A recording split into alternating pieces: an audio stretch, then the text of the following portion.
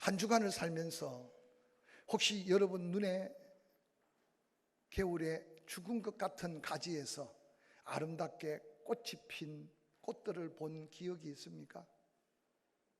가끔 묻지만 온 천지를 뒤덮고 있는 하늘을 볼 시간도 없이 우리는 무언가 쫓기듯이 인생을 살아가는 무리들이 너무 많습니다. 벌써 매화가 꽃을 다 피우고 이제 한 잎, 두 잎 떨어지면서 아름다운 열매를 준비하고 있습니다. 노란 꽃, 하얀 꽃, 갖가지 꽃들이 지금 피어나는데 이제 벌써 동백도 아름답게 그 자태를 뽐내고 죽은 것 같은 가지의 목련은 이미 꽃을 피우고 있습니다. 어떤 분이 목련을 보다가 아니 목련이 피었네. 우리가 기대하지 않았던 시절의 변화는 하나님의 놀라운 창조적 섭리 속에 겨울은 물러가라 안 해도 지금 멀리 물러갔고 이미 봄은 우리 가까이 다가왔습니다. 동양의 사구 성구 중에 질환지실이라는 말이 있습니다. 질환지실은 인간관계 속에 아주 친밀한 친구, 아주 친밀한 사람 때문에 그 마음의 평안과 기쁨이 넘치는 그 은혜의 표시로 질환지실이라는 말을 쓰는데 이 말의 뜻은 향이 좋은 난초 하나를 방 안에 두면 온 방이 그 향으로 가득 찬 걸 질환지실이라고 말합니다. 여러분에게 그런 친구가 있을 줄 알지만 오늘날 같이 각박한 세상 속에 마음을 나누고 사랑을 나누면서 때로 위로를 삼고 때로 힘을 얻는 그런 아름다운 믿음의 동역자들을 함께 품고 사는 저와 여러분이 되기를 주의 이름으로 간절히 축원합니다. 근데 무엇보다도 예수 그리스도를 구주와 주님으로 영접하면 믿음에 앞선 선배들은 그렇게 고백합니다. 우리 안에 예수 믿는 순간 영원한 생명 천국 가는 그것으로 끝난 게 아니라 예수 그리스도의 은혜가 내 심령을 내 삶을 송두리째 지배하고 성령으로 충만할 때 우리 안에는 예수 그리스도의 아름다운 인격과 성품으로 자리 잡아 예수의 향기를 바라게 된다고 말합니다. 그래서 믿음의 사람과 동행하면 어느 날 근심도 떠나고 믿음의 사람과 떠나면 어느 날 가슴 속에 기쁨이 넘치고 믿음의 사람과 함께하는 순간 감사가 넘치는 것은 바로 내 안에 계신 우리 안에 계신 예수 그리스도의 향기 때문임을 기억하시기를 바랍니다. 이 한 주간에 아름다운 꽃 한 송이도 그냥 피었다가 그냥 지지 않는데 우리를 예수 향기 바라도록 예수님은 십자가에서 당신의 모든 피와 물을 쏟아주시고 우리에게 그 영원한 생명의 그리스도의 향기를 덧입혀 주셨습니다. 누구를 만나든지 어느 곳에 있든지 이 봄에 그 아름다운 예수 향기를 전하는 저와 여러분이 될 수 있기를 주의 이름으로 간절히 축원합니다. 예수 그리스도께서는 특별히 문제 해결 속에 병든 자만 고치고 악한 귀신만 물려친 게 아니라 방금 숨을 거둔 어린 소녀를 그 자리에서 살려주셨습니다. 뿐만 아니라 죽은 아들을 상여에 메고 통곡하는 과부가 이제 장례를 치르러 가는데 우연히 만난 예수님 그 상여 걸음을 멈추게 하시고 그 죽은 아들을 살려주셨습니다. 지금도 낮은 갈릴리 길보아 산자락 아래 나인성이라고 하는 자그마한 마을이 지금도 있습니다.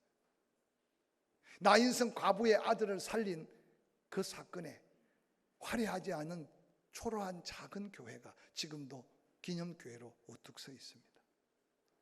가끔 그곳은 유명한 여행지가 아니라 많이 찾지 않지만 그곳에 이 말씀을 묵상할 때 예수님의 그 통곡하며 울고 가는 외아들의 죽음 앞에 슬퍼하는 그 어머니를 위로하면서 그 청년을 살렸던 예수님의 그 훈훈한 자비와 사랑을 느낄 수 있는 현장입니다. 뿐만 아닙니다. 예수님과 뜨거운 사랑의 관계를 가졌던 베다니의 나사로를 기억하고 있습니까? 그는 죽어갈 때 불러서나 예수님은 왠지 시간을 보내고 안타까운 마리아와 마르다의 부름을 외면하듯이 시간을 보냈습니다.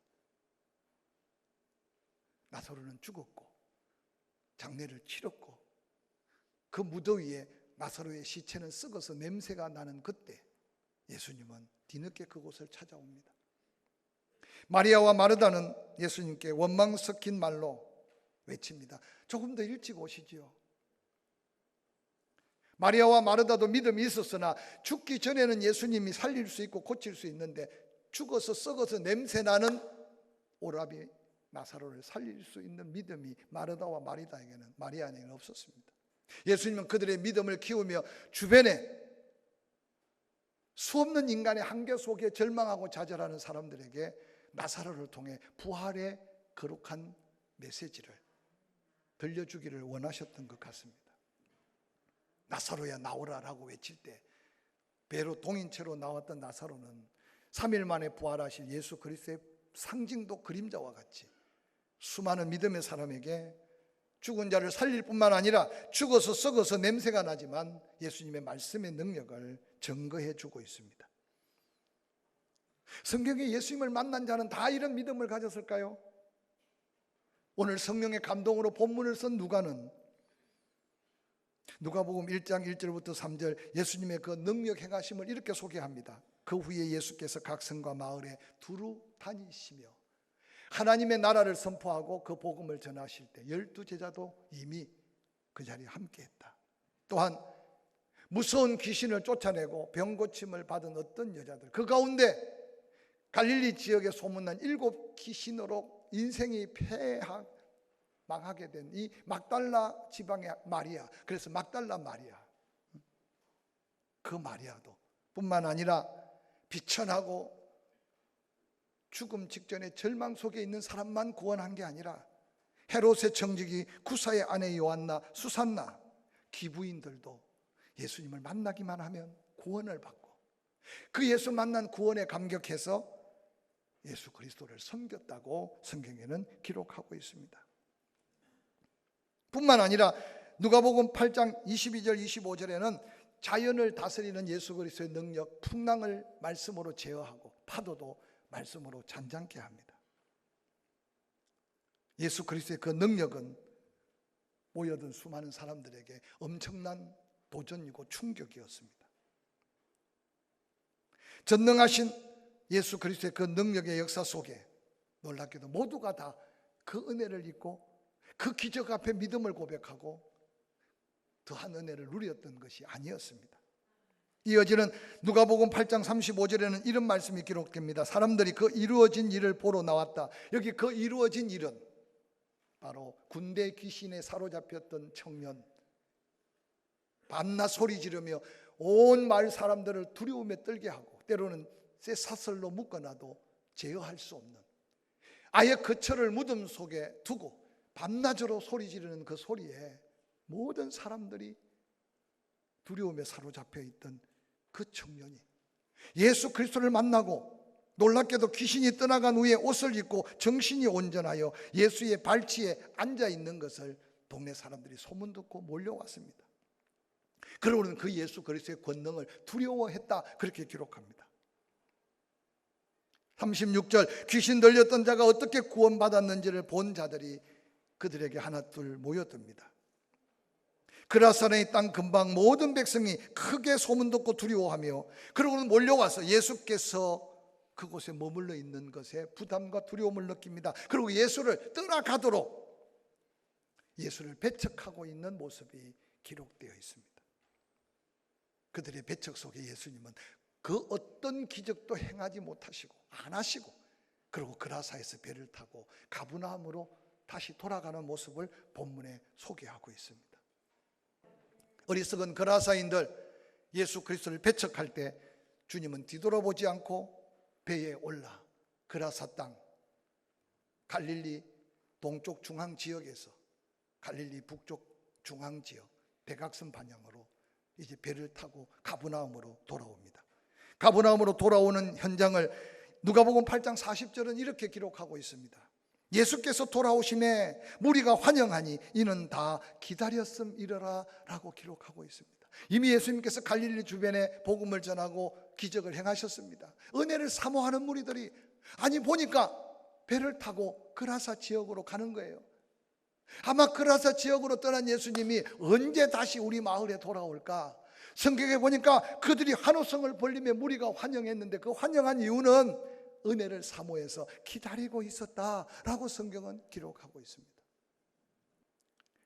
예수께서 가버나움으로 돌아올 때 환영받는 그 자리에 배에서 막 내리자마자 놀랍게도 한 사람이 예수님 앞에 무릎을 꿇습니다. 성경은 그를 가리켜서 바로 가버나움 해당장 야이로였다고 소개하고 있습니다. 그는 구합니다. 내 딸아이가 지금 죽어갑니다. 예수님 오셔서 내 딸아이를 좀 고쳐주십시오 라고 간구합니다. 예수님은 즉시 그 회당장의 놀라운 믿음을 아셨습니다. 당시에 유대인 10가정만 모이면 마을마다 회당을 짓는데 특별히 이 가버나움은 예수님의 선교 전략적 기지였습니다. 지금도 성지 연구를 가보면 그 가버나움의 회당은 그 규모가 얼마나 큰지 모릅니다. 그 회당을 관리하고 모든 예배 의식을 준비하는 이 야이로는 아마 예수님도 이미 알고 계셨고 주변의 마을 사람들에게 엄청 신임을 얻는 그런 믿음의 사람이었을 겁니다. 그가 자기의 권위와 자기의 어떤 위치도 있지만 예수 그리스도 앞에 무릎을 꿇습니다. 그리고 12살 된 외동딸 그가 지금 죽어가고 있습니다. 예수님께서는 성경에 보니까 42절 예수께서 가실 때 무리가 밀더라. 개역 성경은 무리가 옹이하더라. 얼마나 겹겹이 예수 다른 사람이 많았던지.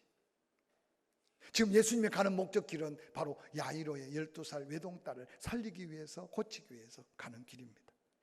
근데 그 가는 길에 문제가 생겼습니다. 바로 12의 혈루증을 앓는 여인이 예수님의 옷자락만 만져도 낫겠다는 믿음이 들어온 것입니다. 성경은 기록합니다. 여러 병은 여러 의사를 만나도 효염이 없어서 이제 고침을 받는다는 소망이 없는 이 불행한 여인. 그냥 집에 앉아 있어도 죽어요 이제. 그런데 당시 유대 계명을 보면, 율법을 보면 하혈을 하는 부정한 여자가 사람 가운데 섞였을 때 누군가 발견하고 돌을 던져도 아무런 항의할 수가 없어. 그 여인은 그 엄청난 군중 가운데 피비린내 나는 자기 몸을 가지고 나와서 예수님의 옷자락을 만지기도 전에 돌에 맞아 죽을 수도 있어. 저는 이 본문을 묵상할 때마다 그냥 앉아 있어도 죽고 나가다가 사람들의 발견돼도 죽고 이 여인의 운명은 죽음밖에 없어요. 그런데 그렇게 절망하고 좌절하는 이 여인의 마음속에 신락 같은 믿음의 희망은 뭐냐? 누가 전해준 것도 아니었어요. 예수님이 오셨다는 소문을 듣고 그 옷자락에 손만 대도 낫겠다는 게 하나님이 은혜 주실 믿음이었다는 사실을 성경은 소개하고 있습니다. 그 많은 사람들을 비껴가면서 그 두렵고 떨림으로 예수님의 옷자락을 스쳐 그 옷자락을 만지는 순간 성경은 기록하기를 혈류의 근원이 나은 것을 그가 확신하며 느꼈어요. 이게 믿음의 역사라는 사실을 성경은 우리에게 보여주고 있습니다. 성경은 그 절박한 상황 속에 한 여인이 예수님 앞에 굴복합니다. 내가 그래서 그의 믿음에 대한 고백을 합니다. 집에 앉아 있어도 죽고 나와서 사람들 손에 밟혀도 죽을 텐데 내 마음에 이 믿음이 생겼습니다. 주님의 옷자락만 만져도 낫겠다는 믿음이 생겨서 제가 옷자락을 만졌습니다. 파리하게 두렵고 떨고 있는 여인에게 예수님은 말씀하십니다. 내 믿음이 너를 구원했다. 아무도 고칠 수 없는 혈류병만 고친 게 아니라 너에게 그 믿음대로 순종하고 도전한 내 믿음이 내 영혼까지 구원받았다고. 할렐루야. 그렇게 시간을 보내고 옥신각신하는 순간에 야이로의 집에서 한 사람이 뛰어옵니다. 그리고 야이로에게 말합니다. 선생님, 해당장 야이로에게 말하기를 딸이 지금 죽었습니다. 방금. 그러면서 말하기를 선생님을 더 괴롭히지 마십시오. 오늘 회당장의 집에서 소식을 가져온 이 사람이 오늘 대부분 그리스도인들의 믿음의 한계가 아닐까 한번 생각해 보시기 바랍니다. 생명이 붙어 있고 죽어갈 때는 예수님이 가시면 고칠 수 있고, 죽어버리고 난 다음에는 모든 상황이 끝났다고 생각하는 그 생각 속에 예수님이 이 말씀을 통해 도전하고 싶어하는 믿음의 크기는 무엇일까요? 오늘 이 야이로의 딸 12살 먹는 아이가 살아나는 이 장면을 통해 하나님은 우리에게 주시고자 원하시는 거룩한 믿음의 도전이 여기 있어요. 기적의 크기가 클수록, 은혜의 크기가 클수록 늘 강조하지만 시험도 크고 고난도 크다는 사실을 기억하시길 바랍니다. 특별히 이 야이로에게 충격적인 하나님의 은혜 앞에 장애물은 누가복음 8장 49절에 아직 예수님이 그 12에 앓는 여인과 혈류증 앓는 여인과 대화하는 중에 회당장의 집에서 사람이 와서 말합니다. 당신의 딸이 죽었다. 선생님을 더 괴롭게 하지 마라. 여러분이 회당장이라면 그 순간 그 말을 듣고 여러분의 마음의 중심은 어떻겠어요? 딸의 죽음의 소식은 아마 모든 것의 끝으로 생각할 수 있을 것입니다. 당신의 딸이 죽었다. 예수님도 죽은 자는 어떻게 할 수 없다. 선생님을 더 괴롭게 하지 말아라. 저는 오늘 이 말씀을 묵상하면서 우리의 삶에 때로 지긋지긋한 어떤 삶의 고리, 저주의 고리, 때로는 어떤 습관적인 죄악의 고리를 끊어버릴 수 없는 믿음의 한계 앞에 또 낙심하고 또 좌절하고 또 포기하는 이유는 우리의 믿음의 한계를 극복하지 못해서 그렇습니다. 당신의 딸이 죽었다는 그 말씀을 놀랍게도 예수님은 다 듣고 알고 계셨습니다. 누가복음 8장 50절, 예수님이 그 소리를 듣자마자 이러시되 두려워하지 말고 믿기만 하라. 한번 따라합시다. 두려워하지 말고 믿기만 하라.